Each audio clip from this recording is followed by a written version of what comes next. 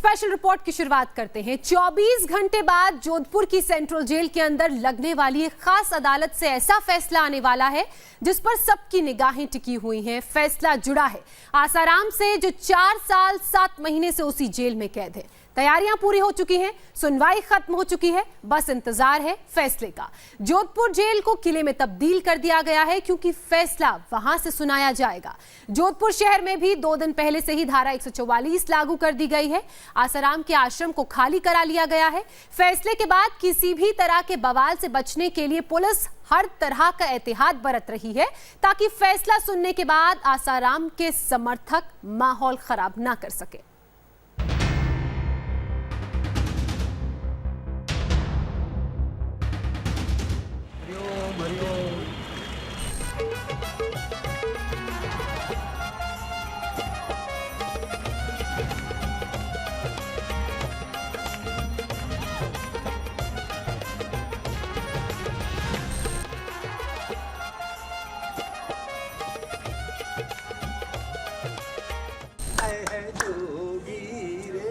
हम तो लुट गए तेरे प्यार में। सुरमा मेरा निराला, आंखों में जिसने डाला, जीवन हुआ उजाला।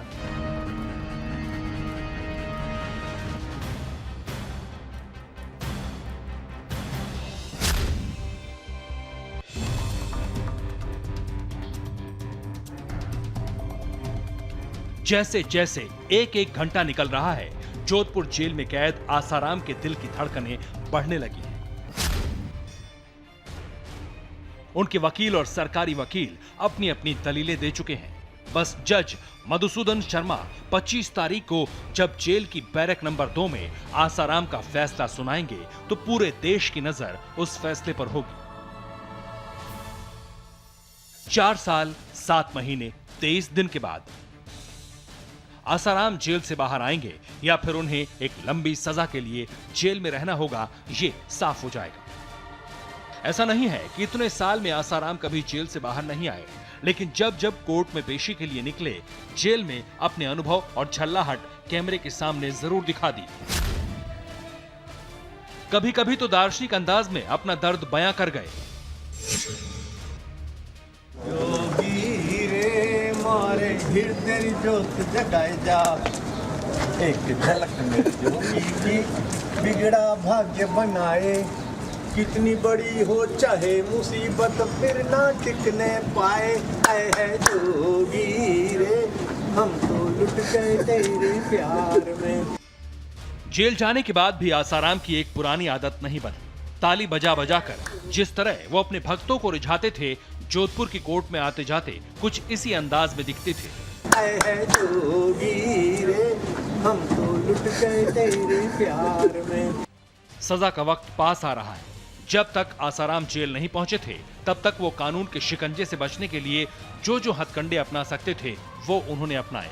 आसाराम और उनके भक्तों ने पुलिस को हर तरह से गुमराह करने की कोशिश की, हर तिकड़म हर प्रपंच किया। लेकिन जब 1 सितंबर 2013 को पुलिस ने आसाराम को गिरफ्तार कर लिया तो उनकी सारी हेकड़ी निकल गई। अपनी अकूत दौलत के नशे में चूर रहने वाले आसाराम, जो प्रशासनिक अफसरों से लेकर मीडिया तक को खुलेआम धमकी देते रहते थे, कानून का शिकंजा कसते ही उनकी सारी अकड़ ढीली हो गई। जेल की हवा खाते ही सरकार तक को चुनौती देने वाले आसाराम के चेहरे पर हवाइयां उड़ने लगी। झांसी में रहने की 3 घंटे की इजाजत है। किसके बाप की ताकत है कि मेरे को 3 घंटे की इजाजत दे? मैं 10 दिन भी रह सकता हूँ, 10 साल भी रह सकता हूँ। तो कोई बकवास लिखने से क्या हो जाता है? सबका भला हो, लेकिन ये नीचता नहीं करें तो अच्छा है। नारायण नारायण नारायण। क्या कोई फंसा रहा है बाबू आपको? हो गई साधुओं को सताने। चलिए चलिए। सलाखों के पीछे जाने के बाद आसाराम ने अपने बचाव में हर दलील दी। कहा वो बेकसूर हैं, उन्हें फंसाया गया है। लेकिन कानून ने आसाराम को जेल में जीना सिखा दिया। आसाराम को जेल में काफी शिकायतें हुई कि वो वहां गर्मी से परेशान हैं। जेल में उन्हें दिक्कत इसलिए भी हुई कि वहां उनकी मर्जी नहीं चल पा रही थी। गिरफ्तारी के बाद उनका मिजाज भी ठंडा हो गया था। ऐसे में वो परेशान ना होते और शिकायतें ना करते तो क्या करते। हालांकि आसाराम जब अदालत में पेशी के लिए जेल से बाहर आते तो उनका मिजाज शायराना भी हो जाता।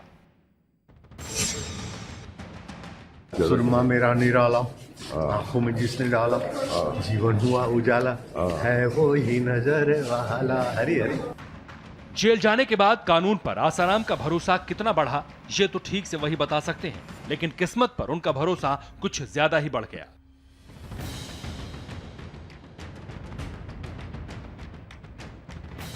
जेल की हवा खाते ही हमेशा 7वें आसमान पर रहने वाले उनके सुर भी बदल गए। नारायण साईं की गिरफ्तारी के बाद बाप बेटे दोनों को यह एहसास हो गया कि कानून और इंसाफ की लाठी जब किसी पर पड़ती है तो उसकी मार से कोई नहीं बच पाता।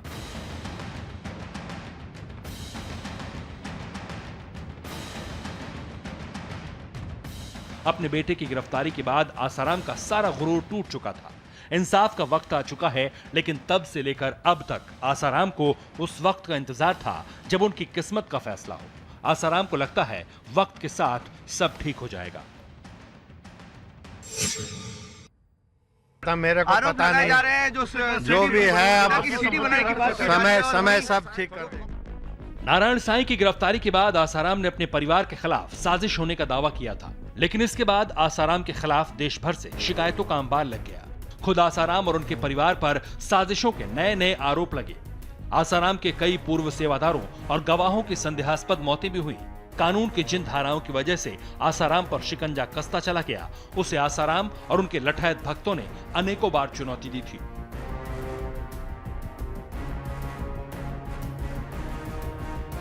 नाबालिग लड़की से रेप का आरोप लगने के बाद हमेशा भक्तों से घिरे रहने वाले आसाराम कानून के लपेटे में घिरते चले गए।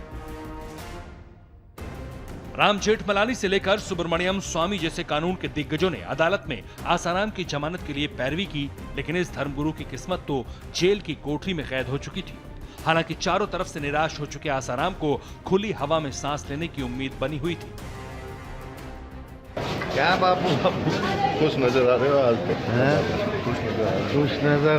खुश रहने की कला गीता ने, उपनिषदों ने, गुरुजी ने सिखा दी है। और कौन सी कला है? पूरे हैं वे मर्द जो हर हाल में खुश है। मिला अगर माल तो माल में खुश है, हो गए बेहाल तो उस हाल में खुश है। जाने के पहले तुमको मोती पिस्टी वाला सुरमा देके जाऊंगा ताकि मोतिया ना आए और नजर तेज रहे। 13 फरवरी 2014 को आसाराम ने कोर्ट में सुनवाई के बाद बाहर आते समय कहा था कि उनका बुरा समय जल्दी बीत जाएगा। समय सब ठीक कर रहा है। समय सब ठीक कर रहा है। आसाराम का बुरा वक्त बीतेगा या और लंबा हो जाएगा, ये अब सिर्फ 48 घंटे बाद तय हो जाएगा।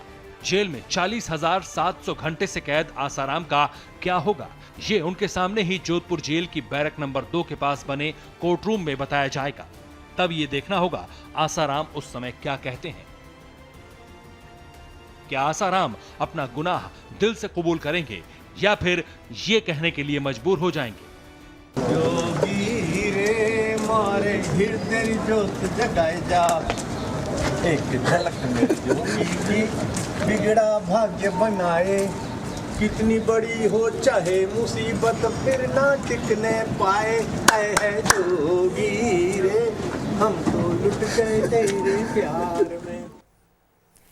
जेल में बंद आसाराम ने जमानत पाने के लिए क्या क्या नहीं किया। दूसरों को जमानत मिलती आसाराम का गुस्सा 7वें आसमान पर पहुंच जाता, लेकिन कानून ने उनकी जुबान पर ताला लगा दिया।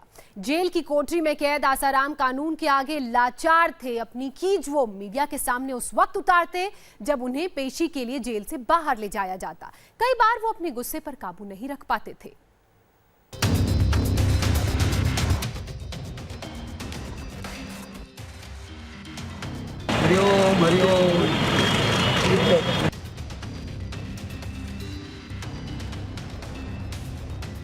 गंदी राजनीति चल रही है।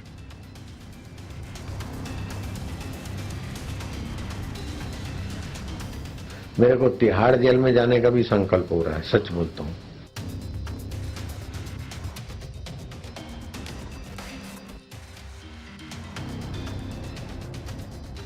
आसाराम पर फैसले से पहले जोधपुर के चप्पे चप्पे पर पुलिस का कड़ा पहरा लग चुका है। आसाराम के भक्तों का गुस्सा भड़के इससे पहले पूरे शहर में धारा 144 लागू कर दी गई है। सिर्फ भक्त ही नहीं, आसाराम भी कई बार अपने गुस्से को काबू में नहीं रख पाए। पिछले साल सितंबर में जब आसाराम को जोधपुर कोर्ट में पेशी के लिए ले जाया गया था, तो आसाराम ने मीडिया के सामने आपा खो दिया था। नाबालिग से रेप का आरोप लगने के बाद आसाराम को लोग ढोंगी और पाखंडी बताने लगे। आसाराम से जब सवाल पूछा गया कि वो खुद को संत मानते हैं या कथावाचक, तो देखिए कैसे आसाराम ने अपना गुस्सा उतारा। आसाराम जी, आप संतों की श्रेणी में या कथावाचक की श्रेणी में? गधों की श्रेणी में। अब हम आपको बताते हैं आसाराम के इस गुस्से की वजह क्या थी। पिछले साल अखाड़ा परिषद ने पाखंडी बाबाओं की एक लिस्ट जारी करके 14 तथाकथित धर्मगुरुओं को धर्म के फर्जी खाते से बेदखल कर दिया था। इसमें आसाराम का नाम सबसे ऊपर था। आसाराम, जो एक समय भक्तों की भीड़ के बीच घिरे रहते थे, उनका खोखला आशीर्वाद पाने के लिए वीवीआईपी लोग भी लाइन लगाए रहते थे। जेल जाने के बाद उस आसाराम के रुतबे का किला ढह गया। अपने चेलों के बीच जो थोड़ी बहुत उनकी साख बची थी, उसे भी अखाड़ा परिषद ने खत्म कर दी। यही वजह थी उनकी खींच की। आसाराम जी, आप संतों की श्रेणी में या कथावाचक की श्रेणी में? गधों की श्रेणी में। जेल जाने से पहले आसाराम को दूर दूर तक यह एहसास नहीं था कि कानून से खेलने वालों का हश्र क्या होता है। उन्होंने कभी सपने में भी यह नहीं सोचा था कि सरकार को चुनौती देने और सिस्टम का मजाक बनाने वालों के साथ जेल में कैसा सुलूक किया जाता है। आसाराम ने कभी इस बात की कल्पना भी नहीं की थी कि भगवान से मजाक करना उन्हें बाद में कितना भारी पड़ेगा। जेल जाने से पहले आसाराम ने भगवान से यह प्रार्थना की थी कि उन्हें भगवान कम से कम एक बार जेल जाने का मौका जरूर दे। मेरे को तिहाड़ जेल में जाने का भी संकल्प हो रहा है, सच बोलता हूँ। अब क्या पता किस निमित्त से जाऊंगा, ऐसे ही जाऊं, नहीं तो महीना 2 महीना। भगवान ने आसाराम की जेल जाने की इच्छा तो जल्द ही पूरी कर दी।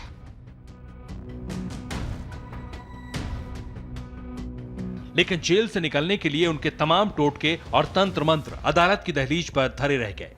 जेल जाने के बाद कोर्ट से जमानत के लिए आसाराम ने ढेर सारी दलीलें दी, बहाने बनाए, बीमारियों का हवाला दिया और ऐसी बीमारियों का नाम लिया जिसे ना तो पहले किसी ने सुना था, न किसी ने पहले ऐसी किसी बीमारी का जिक्र किया था।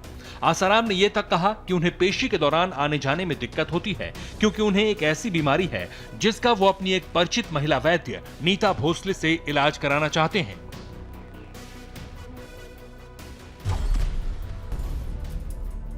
नवंबर 2003 में जोधपुर की अदालत में जज के सामने आसाराम ने हाथ जोड़कर महिला वैद्य की मांग की थी।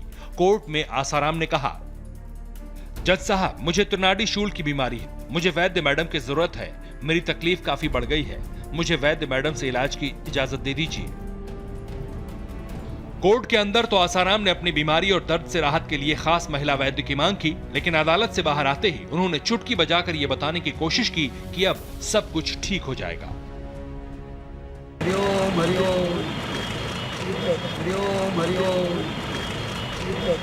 जेल में आसाराम के सारे खेल जब फेल हो गए तो उन्होंने खुद को राजनीति का शिकार बताकर इमोशनल कार्ड खेलने की कोशिश की। गंदी राजनीति चल रही है, परेशानी हो रही है। गंदी राजनीति चल रही है, परेशानी बढ़ा रहे हैं। आसाराम मीडिया के सामने खुद को साजिश के तहत फंसाने की बात करते दिखे। उनसे जब भी नाबालिग रेप केस के बारे में सवाल किए जाते, वो एक ही जवाब देते कि वो बेगुनाह है, उन पर लगाए गए आरोप फर्जी हैं। और आसाराम मामले से जुड़ी एक बड़ी खबर आपको बता दें, आसाराम पर कल फैसला आना है और इसे लेकर सुरक्षा के पुख्ता इंतजाम किए गए हैं। आज सुबह जोधपुर के कलेक्टर रवि कुमार सुरपुर और डीसीपी अमनदीप सिंह जोधपुर जेल तैयारियों की समीक्षा करने पहुंचे। कलेक्टर ने जब आसाराम से पूछा कि वे क्या सोच रहे हैं, तो आसाराम ने रामचरितमानस की चौपाइयां सुनाई। साथ ही आसाराम फैसले को लेकर काफी उत्सुक दिखे।